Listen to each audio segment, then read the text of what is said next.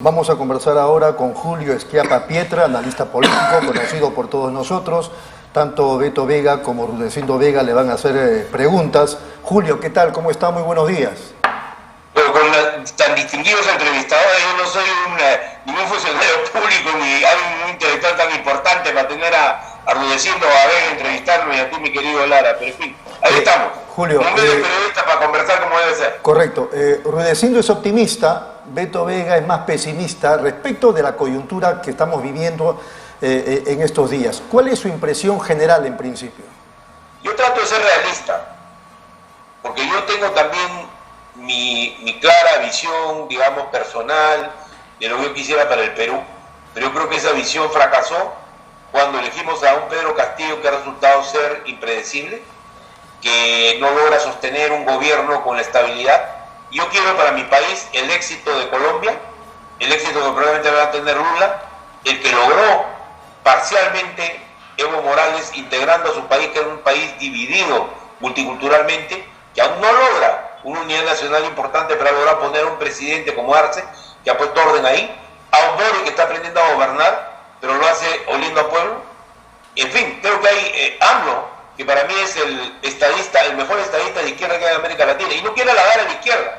Yo creo que la izquierda ha metido la patota, no la pata, la patota en muchos procesos, sobre todo cuando se armó el chavismo como una fórmula de solución a los problemas de nuestros países, que ha demostrado ser un fracaso absoluto, como la muestra de Venezuela. Entonces creo que de esta izquierda que ha emergido lamentablemente con un mal líder como Castillo, y hay que decirlo claramente, es una izquierda que se encuentra en la necesidad de redefinir su posición, y creo, empezando por ahí, los originarios del problema tienen que pasar a resolverlo. A mí me parece, por ejemplo, inaceptable que el señor Vladimir Cerrón, que es un líder destacado, el autor, por su persistencia y su capacidad como organizador de la victoria de Castillo, hablando en oro y en claro, la gente no lo pone el pueblo sino de por medio partido, organización, sin embargo termina con 300.000 votos después de haber tenido 8.500.000. Algo malo pasa y hay que criticar esos métodos de trabajo malos que han llevado a que lo que podría ser un triunfo popular y un gobierno estable se haya convertido en una situación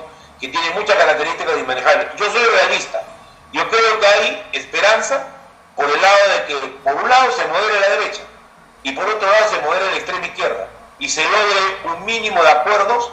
No puede ser un mínimo, tiene que ser, yo creo que hay que pensar un poquito de vuelta como el 2000, ¿no? Algunos máximos de acuerdos que nos permitan no sobrevivir con lo que tenemos de por medio, ni conciliando con Castillo, ni tratando de hacer que el país siga siendo el país oligárquico y sin reforma que ahora es. Creo que hay que pensar en qué es lo que más nos conviene. 4 o 5 puntos básicos sobre los cuales avanzar unidos. Muy bien, vamos con para empezar. Vamos con la pregunta de Rudecindo Vega. No, yo lo que creo es que hay que partir del siguiente supuesto, o sea, confrontación está desencadenada, tender puentes de diálogo difícil cuando los polos no quieren conversar y cada uno mira su propio pellejo. Solamente hay un tema que los une, curiosamente solamente hay un tema que los une, y el tema que los une es que ni el Congreso quiere ser disuelto, ni el presidente quiere ser vacado. Y entonces, por lo tanto, lo que los une es que ninguno quiere dejar el cargo hasta el año 2026. Y ese tema que los une es lo que de una u otra manera ha hecho sobrevivir a esta crisis y es lo que podría generar una solución al tema.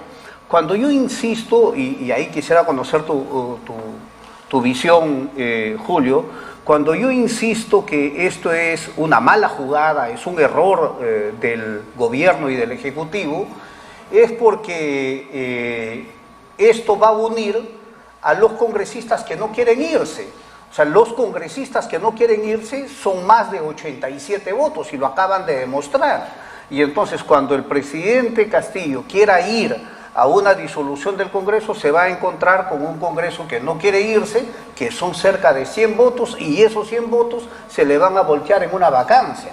Entonces, es una torpeza lo que ha cometido. La gente no lo quiere decir, porque el señor sale y enfila la batería con mucha con un léxico bastante fuerte, que es Aníbal Torres, pero lo que él ha cometido es una torpeza total, y lo que ha hecho que comete el gobierno es una torpeza total, y lo que lo repite el actual premier es otra torpeza total, eso de ir por el tema de la vacancia.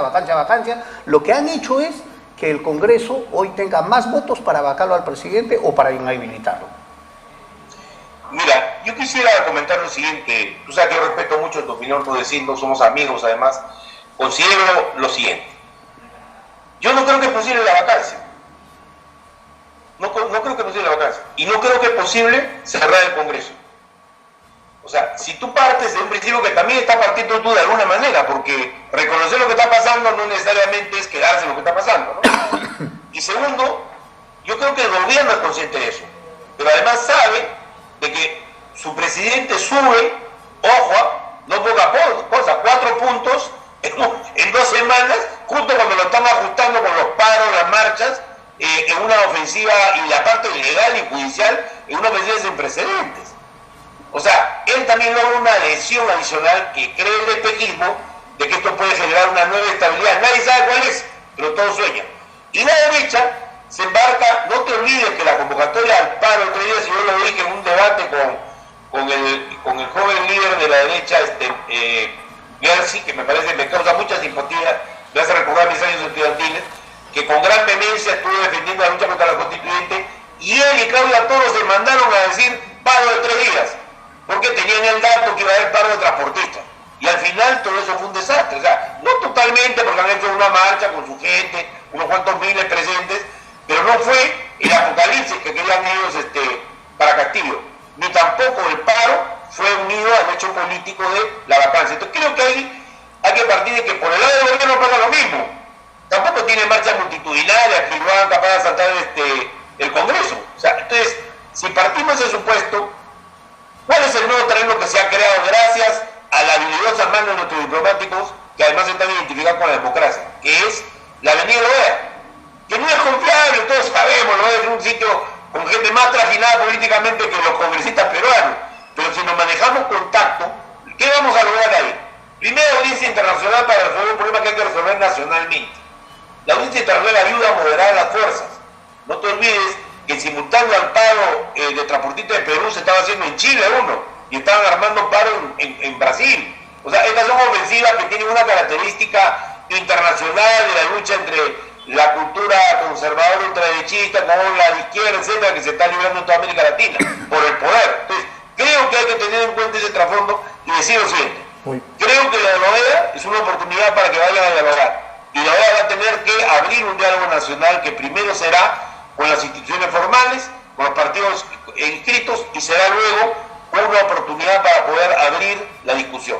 El Congreso tiene otro camino, que es el de la suspensión constitucional. No sé qué piensas tú, diciendo, o el amigo Vega, o Lara de ello, pero es algo que no hemos discutido. Pero yo estoy dándoles este contexto, que creo que la atención a la OEA, que va a jugar, es un operador, es una fuerza que va a ayudar, por lo menos, a que la parte se comporte. Porque acá apenas se fue la OEA, todos se portaban como muchachos malcriados, hicieron un par de 3 días, armaron ambos sus marchas, o sea, parece un colegio, ¿no? Entonces, en realidad, hay que tener una cierta calma para hablar. Entre ellos, no hay que descartar que se vaya a Castillo con una elección, pero el año 2024 con las reformas hechas, ¿no? Es lógico. Julio. Y ahí cambiamos también el Congreso de paso. Muy bien. Vamos a una brevísima pausa, Julio, y luego regresamos con la pregunta o el análisis de Beto Vega sobre este contexto que estamos analizando. Regresamos.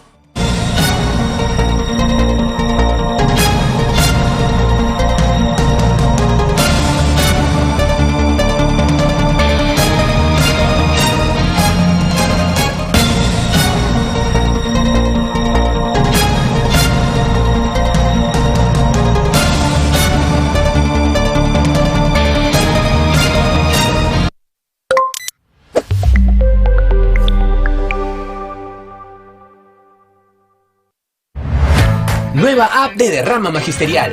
Maestro y maestra, realiza tus consultas y operaciones en la palma de tu mano. Con el nuevo app Derrama Magisterial podrás realizar tus operaciones en todo momento y desde cualquier lugar. Solicita un crédito, consulta el estado de tu cuenta individual, accede al estado de tus créditos, actualiza tus datos, accede al servicio de asesoría legal gratuita. Ubica nuestras oficinas a nivel nacional. Descárgalo hoy mismo en tu Play Store. Derrama Magisterial, seguridad social para el maestro. ¿Buscas lo mejor para tu hogar? En Plaza Hogar podrás elegir, diseñar y plasmar todas tus ideas. Todo lo que soñaste está en Plaza Hogar. Diseños exclusivos y precios sin competencia. Cómprale al Perú. Ven a Plaza Hogar. La emoción de encontrar lo mejor para tu hogar. Avenida Angamos, 1551 Surquillo.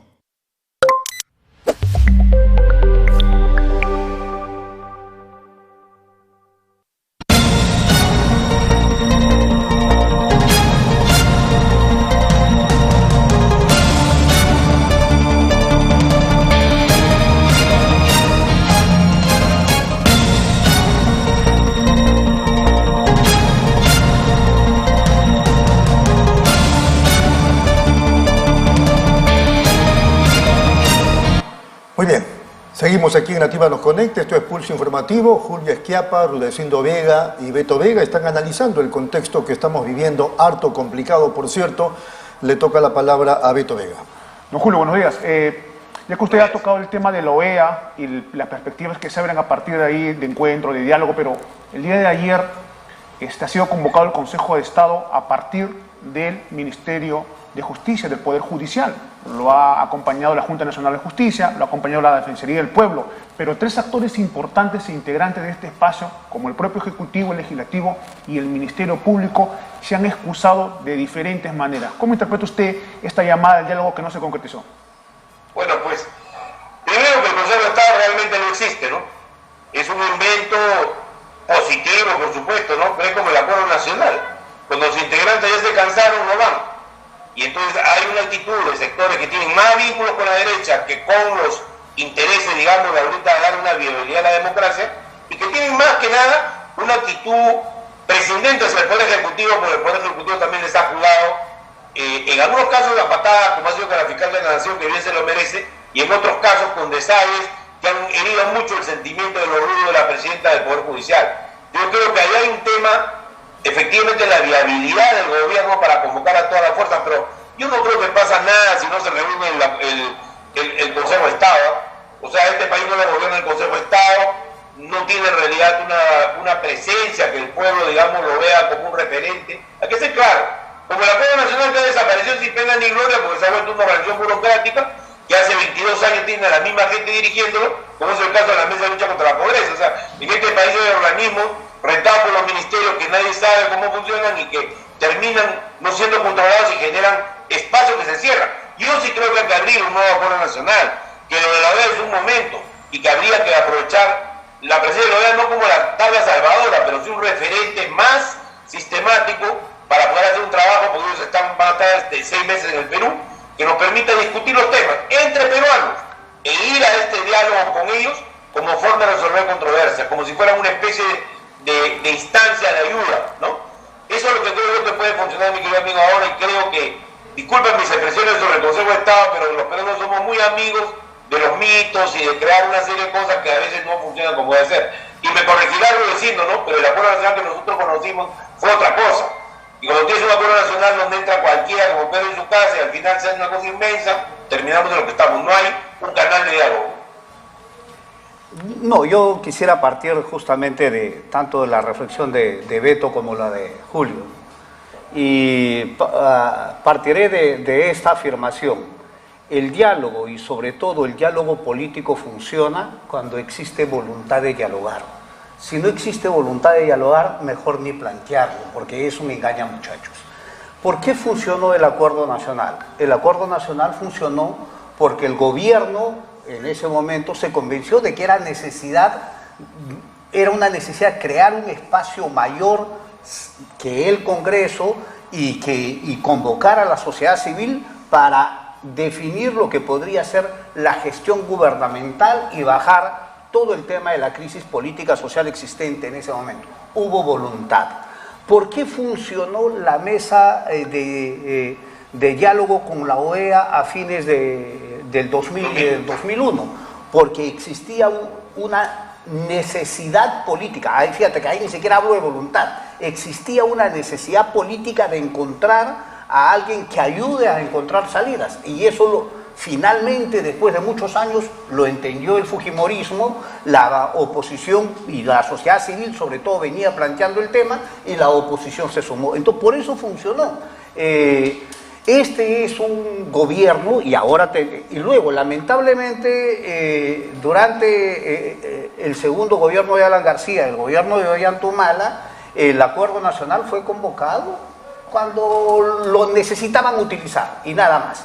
Y así ocurrió ya en la época de PPK y de Vizcarra, casi no funcionó, y ahora tenemos un gobierno que ni siquiera le interesa, o sea, a este gobierno no le interesa. Yo no entiendo, por ejemplo, cómo el secretario técnico del Acuerdo Nacional no renunció cuando su jefe inmediato no solamente lo maltrató públicamente, sino lo desautorizó.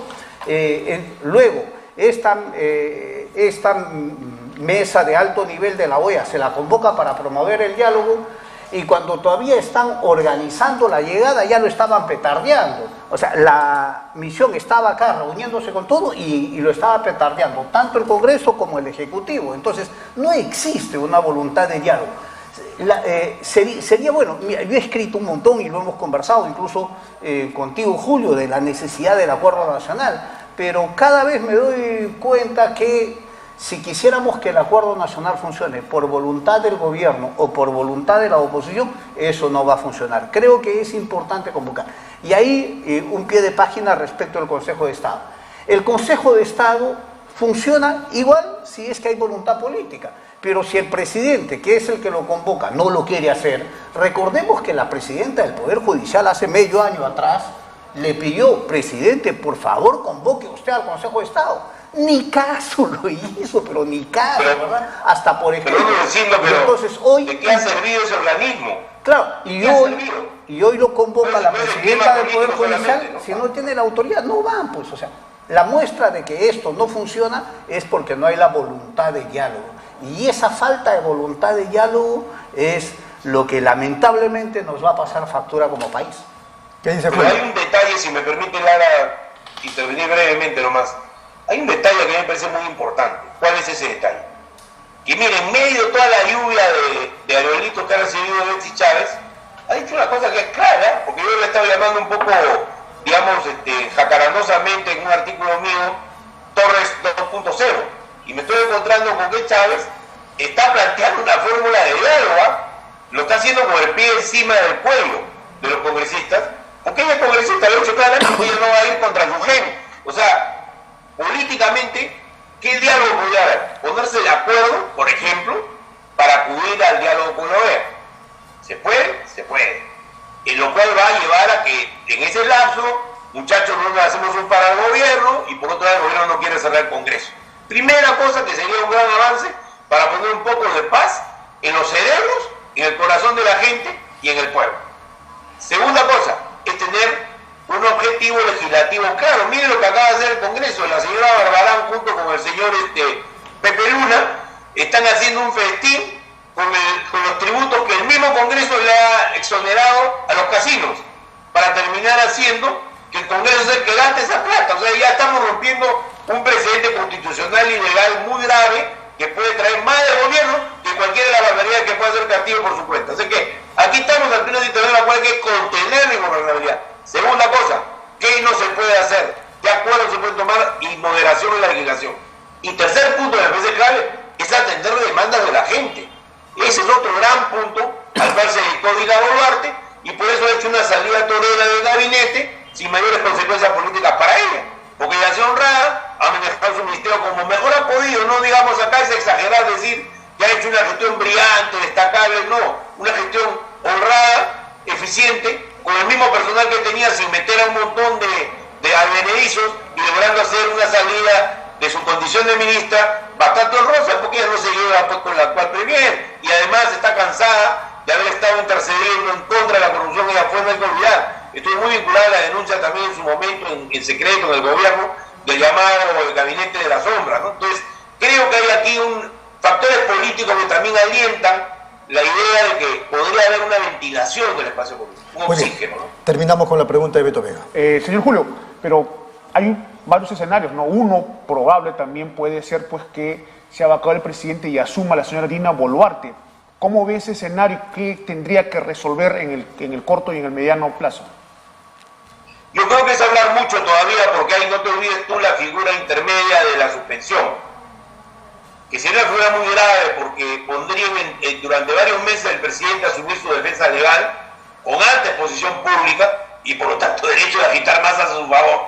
Traería más inestabilidad, ¿no es cierto? Y pondría en una situación difícil a la vicepresidenta porque ella no va a asumir ni para traicionar a Castillo ni para llevar adelante un proyecto de sus opositores. Entonces tiene que salir para unir al país, y ya lo he dicho claramente, unir al país. Ella no está de acuerdo ni con la vacancia ni está de acuerdo con el Congreso. Posición difícil en una persona de izquierda, pero demuestra gran sensatez y que hay gente que aprende en el ejercicio del poder, ¿no? Más que otros, ¿sí? O sea, ella no era más que una administradora con cierta experiencia política, no hay que olvidar los 14 años en relieve, abogada destacada, etcétera, pero no era una persona de Estado. Y aquí adquirió la experiencia necesaria, no había sido ni regidora, porque no salió elegida alcaldesa tampoco de Turquía. O sea, miren lo que hay en un año, una evolución que le permite protagonismo internacional, un manejo más o menos moderado de muchos de los conceptos que tienen que estar detrás de una política de Estado, y ha logrado, no lo que quisieran muchos, pero ha logrado a mi juicio salir a una nueva ubicación que es solo como vicepresidenta, representación internacional y estar muy cerca de la gente en sus problemas. Creo que ahí hay también un área que permite saber de que vamos a tener también un juego ahí honrado, muy meditado sobre qué es lo que conviene en cuanto a la sucesión presidencial, que como tú sabes es un problema altamente conflictivo, ¿no? Y hay gente que está atacándola, diciendo que ella tiene interés.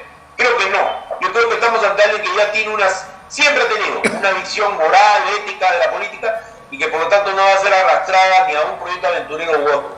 Respecto a Betsy Chávez, yo creo que no hay que tampoco ser tan cerrado respecto a sus capacidades intelectuales.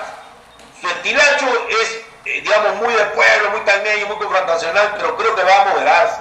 Y me da la impresión que si bien puede moderar como premier, sin embargo su interregno puede ayudar también a, bajando esta alta contradicción que ya ha generado al inicio, puede también crear un clima básico, de que el diálogo con el Congreso sea claro, sea con una congresista y permita llegar a acuerdos. Muy bien, Julio, última pregunta, así rapidita la respuesta, por favor. Por un lado dicen que el Ejecutivo quiere disolver el Congreso, que está por hacerlo, y que el Congreso también quiere sacarse de en medio al presidente de la República. En ese contexto, ¿la Fuerza Armada puede resultar dirimente? Mira, yo observé la conducta del general Williams, a quien yo conocí cuando yo soy periodista, dirigía Panamericana Televisión y lo conocí en la época de la toma de la residencia de la Embajada de Japón. Williams ha llegado sin saber, como todos los militares que llegan al Congreso, prácticamente ni leer ni escribir sobre política, con muy poca preparación para el campo. Sí, con la experiencia de Estado, que no es lo mismo. Entonces, yo lo he visto que ha avanzado y tiene un problema serio ahorita.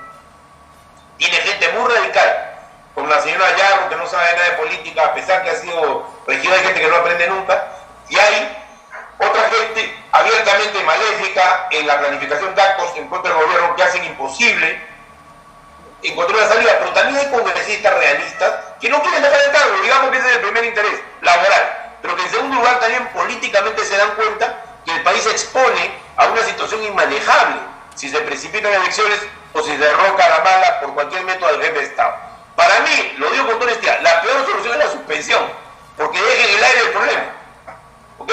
En el aire. O sea, vas a tener presidente, ¿tú crees que este presidente va a estar como el presidente actual nuestro, Castillo, si algo tiene de cualidades que yo le reconozco ampliamente, es su olfato del sentir popular? Y va a salir y va a estar como un Evo Morales haciendo campaña, me acuerdo yo, cuando se lo tumbó a Sánchez Lozada. Así va a ser la cosa.